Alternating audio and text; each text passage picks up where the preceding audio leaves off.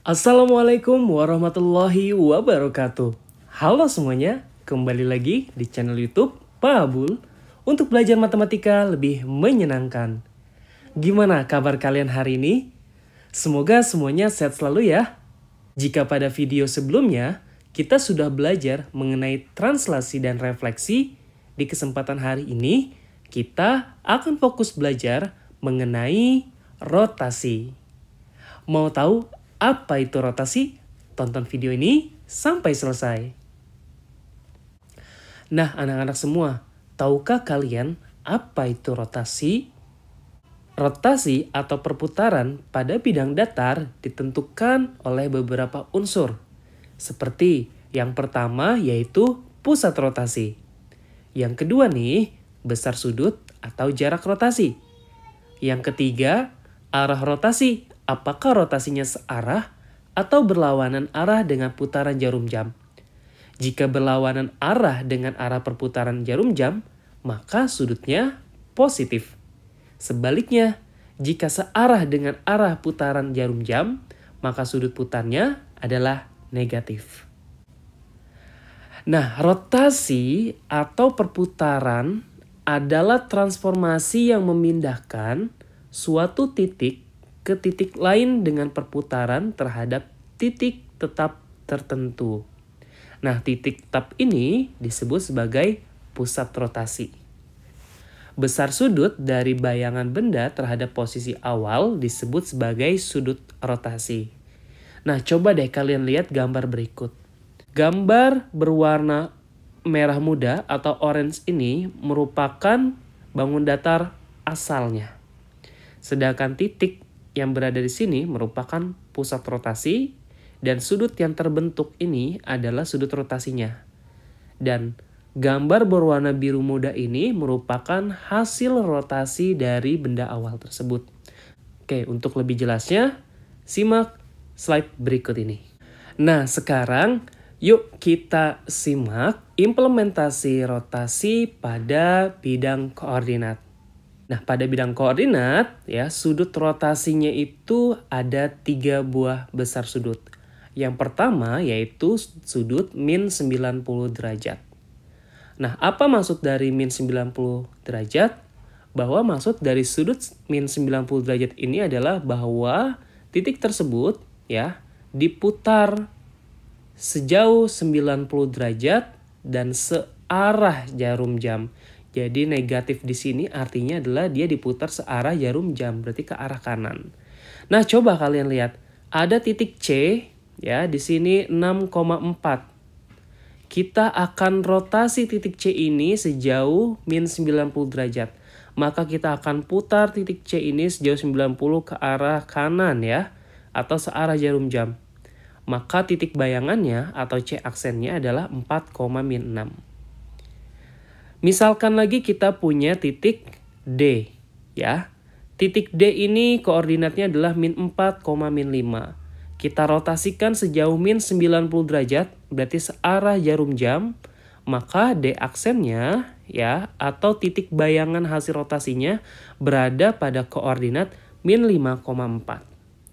Nah, sekarang apa yang bisa kita simpulkan dari dua contoh titik rotasi ini?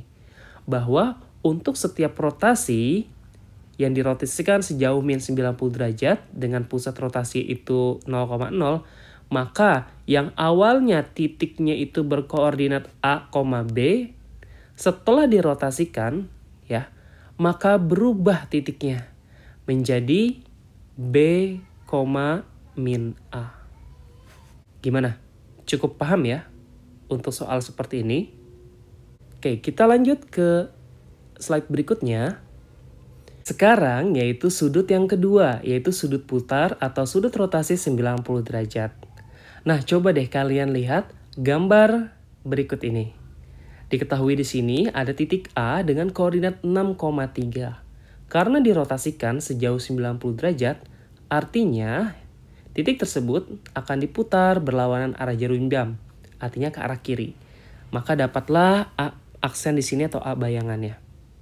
Nah, berapa koordinat dari A aksen? Ya, koordinat dari A aksen di sini adalah min 3,6. Berikutnya, coba kalian perhatikan titik B. Titik B koordinatnya itu min 5, min 4. Setelah kita rotasikan sejauh 90 derajat, ya, artinya berlawanan dengan arus jarum jam, maka titik bayangan B atau B aksennya memiliki koordinat 4, min 5. Nah, apa yang bisa kita simpulkan dari kedua contoh ini? Bahwasannya untuk setiap rotasi 90 derajat dengan pusat rotasi di titik O atau 0,0, maka titik yang awalnya punya koordinat A, B, ya, akan berubah bentuknya setelah dirotasikan menjadi min B, A. Yang awalnya 6,3 berarti berubah menjadi min 3,6. Yang awalnya min 5, min 4 maka berubah menjadi 4, min 5. Gimana? Cukup mudah ya untuk rotasi 90 derajat. Kita lanjut ke materi berikutnya. Nah, sekarang gimana kalau rotasinya itu menggunakan sudut putar 180 derajat? Ini kita sudah punya titik M dan titik N. Coba deh kalian perhatikan titik M. Koordinat titik M itu 5,3. Kita rotasikan sejauh 180 derajat. Karena positif berarti berlawanan arah jarum jam, berarti ke kanan. Nah, ini nih. Maka M aksennya atau bayangannya ada di sini, ada di titik min 5, min 3. Begitupun dengan titik N, yang awal koordinatnya 4, min 5 setelah dirotasikan sejauh 180 derajat, ya, berarti ke sini. Maka N aksennya menjadi min 4, min 5. Dari dua contoh titik ini, apa yang bisa kita simpulkan? Yaitu bahwasannya untuk setiap rotasi 180 derajat dengan pusat rotasi di titik O, yaitu 0,0, maka titik yang awal koordinatnya itu A, B akan berubah posisinya menjadi min A, min B. Kita lihat yang awalnya 5,3 maka berubah menjadi min 5, min 3. Yang awalnya 4, min 5 maka berubah menjadi min 4, 5. Cukup mudah ya untuk rotasi sudut 180 derajat. Kita lanjut ke materi berikutnya. Nah, sekarang bagaimana menggambar bayangan segitiga hasil rotasi? Tentukan bayangan segitiga JKL dengan koordinat J1,2, K4,2, L1, min 3 yang rotasi 90 derajat berlawanan arah jarum jam. Oke, karena berlawanan berarti min 90 ya. Dengan pusat rotasi adalah di titik L. Sekarang kalian lihat. Step pertama silakan kalian buat segitiganya ya. Segitiga JKL. Nah, setelah itu, jadikan titik L ini sebagai pusat rotasi. Kalian putar karena berlawanan arah jarum jam, maka kita akan putar sejauh 90 derajat. Dari gambar ini bisa kita lihat bahwa koordinat bayangan ya atau hasil dari rotasi 90 derajat berlawanan arah jarum jam ya, yaitu J aksennya min 4, min 3, K aksennya min 4,0 dan L aksennya 1, min 3. Contoh berikutnya, tentukan bayangan trapesium XYZ dengan koordinat W min 4,0, X min 3,4, Y min 1,4 dan Z min 1,2 pada rotasi 180 derajat ya dengan pusat rotasi 0,0. Nah, ini gampang sebenarnya. Karena rotasinya sejauh 180 derajat, setelah kalian gambar bangun trapesium WXYZ ya, tinggal kita cari titik masing-masing rotasinya.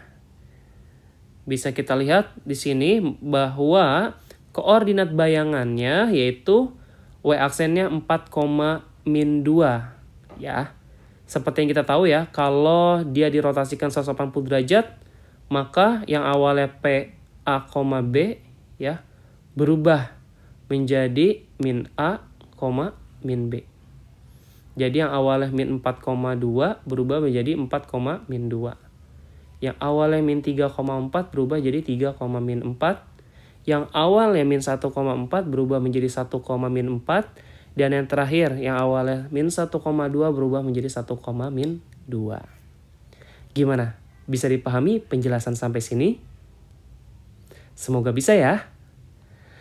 Nah, kesimpulannya ini dia sifat-sifat rotasi yang sudah kita pelajari, bahwa bangun yang diputar atau dirotasikan tidak mengalami perubahan bentuk dan ukuran. Jadi, bentuknya sama, ukurannya sama.